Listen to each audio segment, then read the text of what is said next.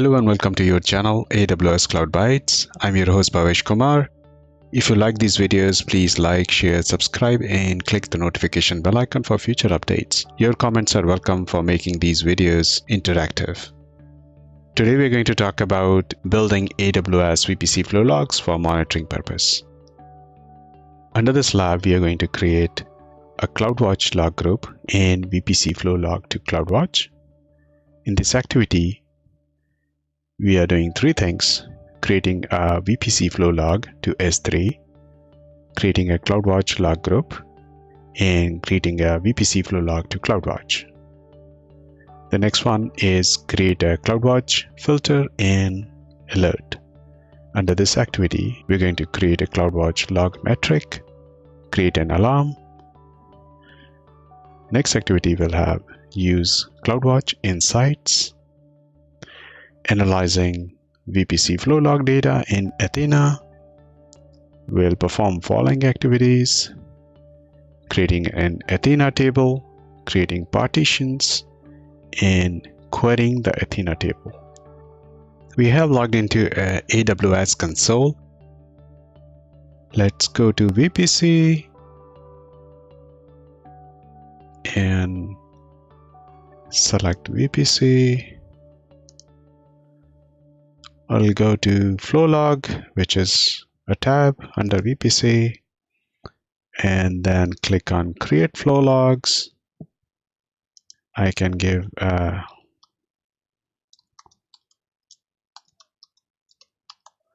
name, which is optional. We have a filter. We'll keep it all, which means accept and reject both traffic. Aggregation, we will remove from 10 minutes and select 1 minute to make it granular. Select an S3 bucket. I need to get an S3 bucket, so I'll open S3 in a new tab and see if there is a bucket that I can choose from.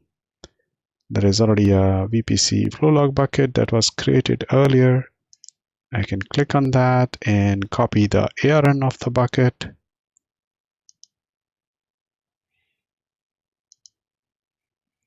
Amazon resource name. I've copied that. I'll paste the ARN of the bucket over here. And I'll just keep the default and click. Everything should be default over here.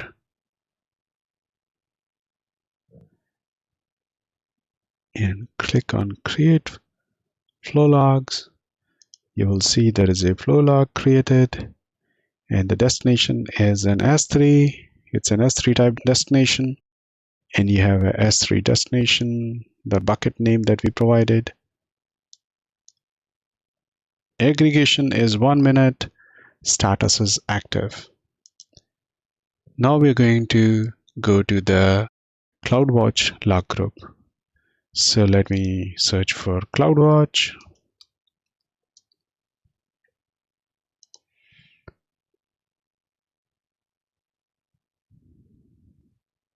Then go to the log and log groups.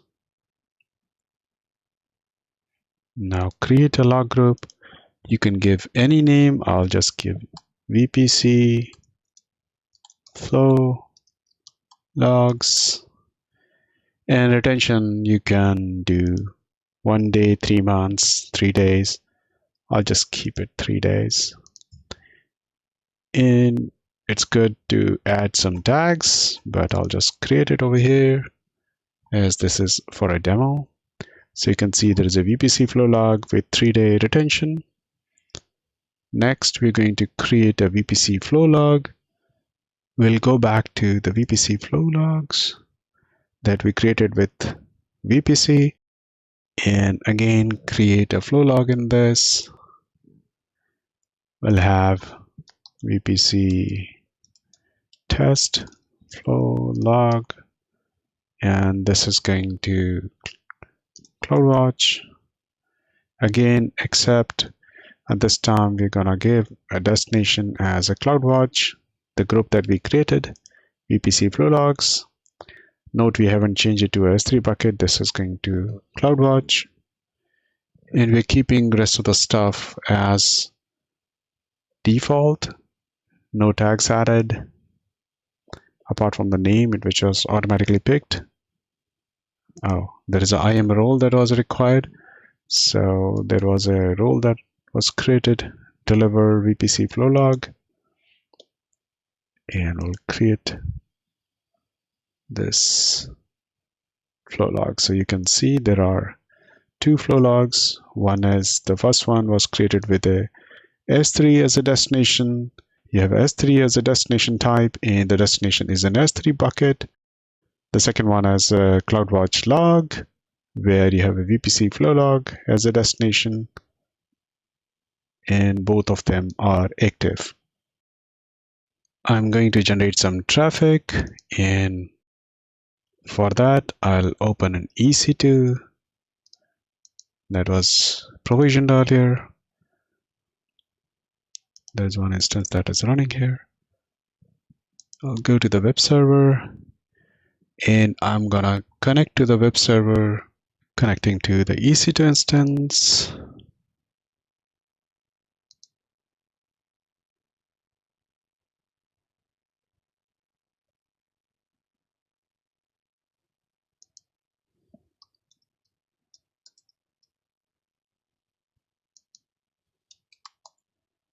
I have exited the EC2 instance. Now I'm gonna change this instance a little bit so that we have a reject.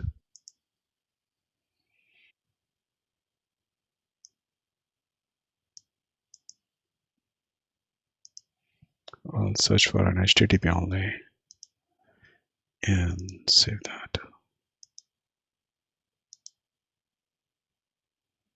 So this is HTTP only. I'll save that. Now I'm gonna connect again. This time it should fail.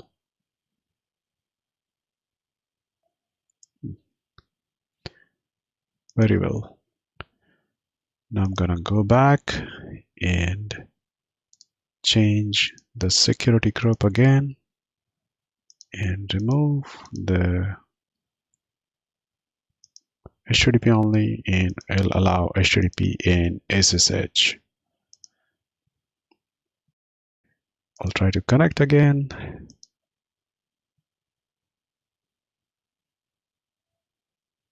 And do some ls and exit from the system. I think we should have ample logs. Let's go to the CloudWatch, look at the log groups. You can see there is a log stream ENI with a code -all.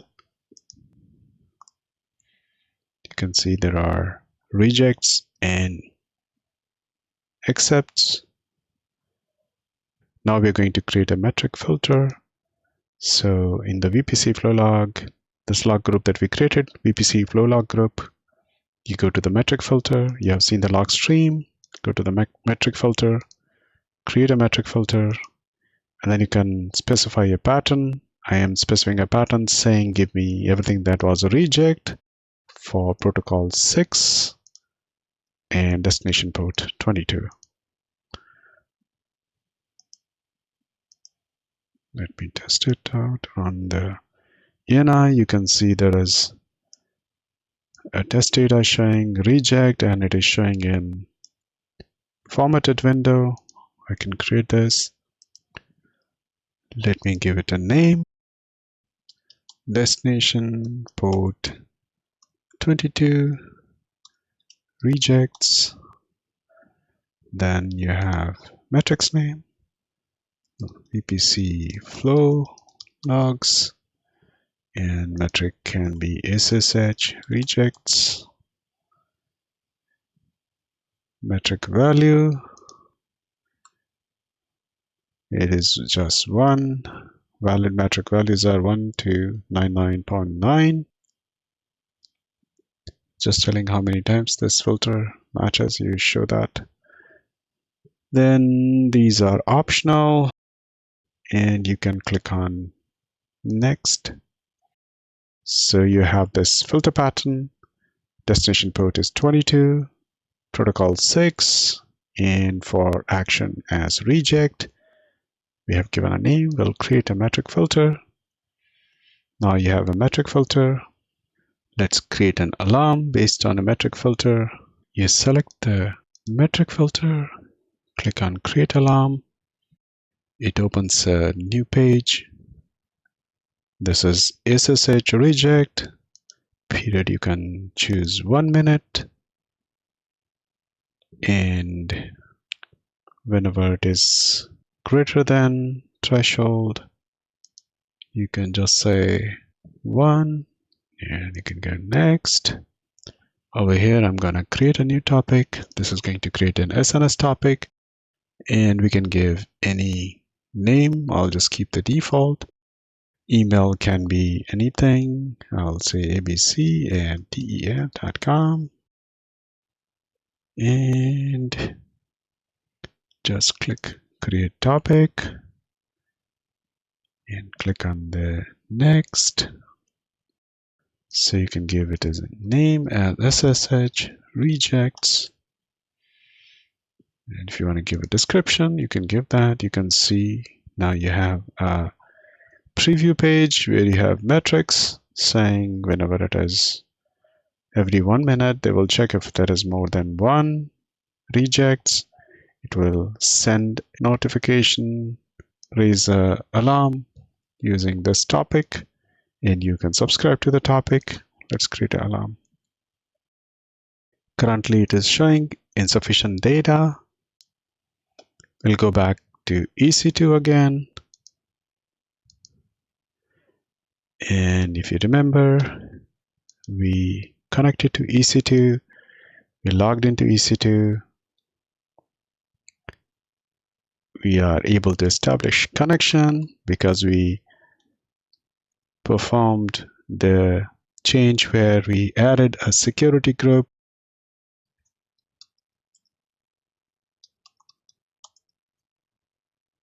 I just fired a couple of commands. Now I'll go back to the EC2 instance. Again, change the security group from the existing one to something HTTP only, and save this. It will not allow me to do an SSH connection. This will generate some rejects. Let me do it once again.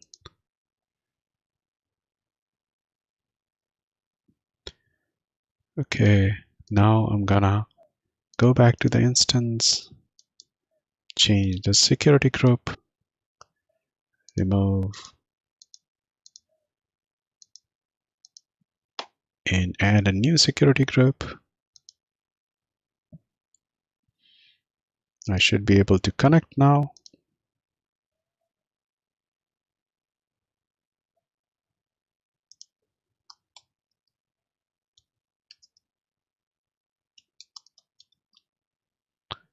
Okay, we logged out.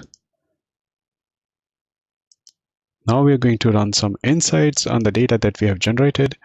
You go back to log groups. If you open log groups, you can see the log stream has additional data because of whatever activities we performed in the last couple of minutes. We'll go to log insights. In log insights, you can select the log group. It can be one or more. You select the log group, and in the queries, there are VPC Flow Log queries, top 20 IP addresses. You can apply this query and run the query. This is all inbuilt queries, sample queries that you will see. You can see that you have these number of IP addresses with reject action And you have the source address, number of rejections. So in last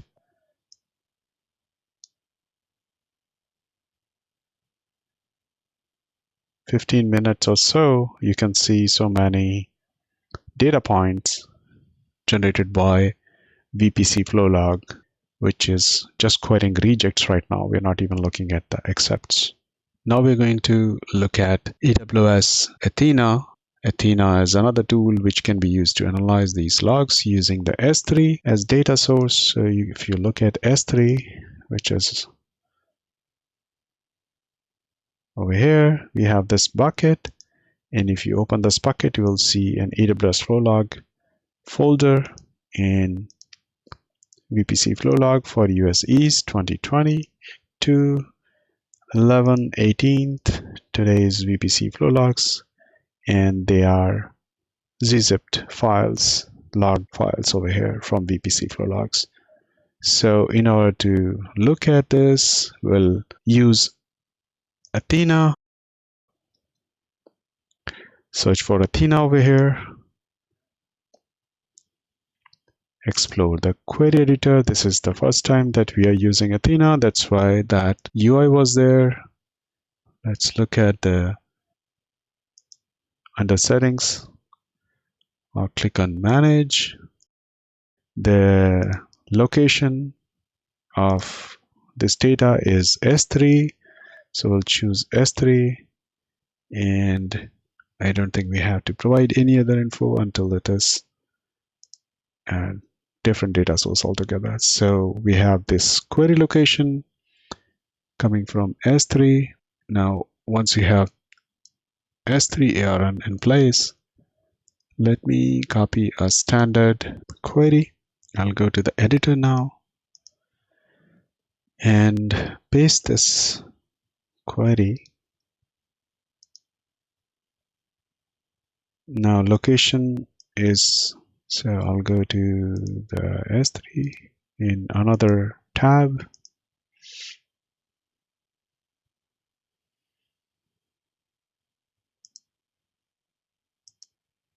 I'll copy the S3 bucket name. This is pretty big. I'll go back to this. I'll just replace the log bucket by the name that I have. And the account ID, I'll copy the account ID.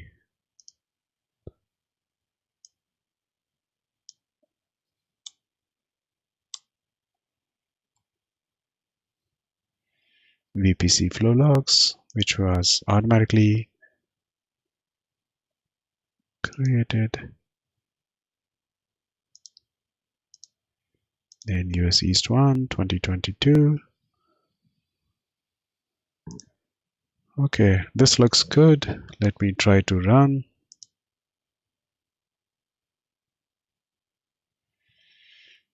Okay, so it was able to create one table, and you can see it created this data structure in this table using the data type that we defined over here.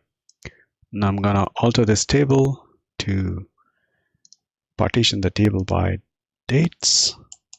So this is another query, and I'm gonna use this S3 from here to here, and then the year is 22. It's 11, and then you have 17. Let me check. It's 18, maybe UTC time. 18, and I'll delete rest of the stuff from here. This will not only rerun this and alter the table, getting results. Okay, I figured out I forgot to modify the dates over here.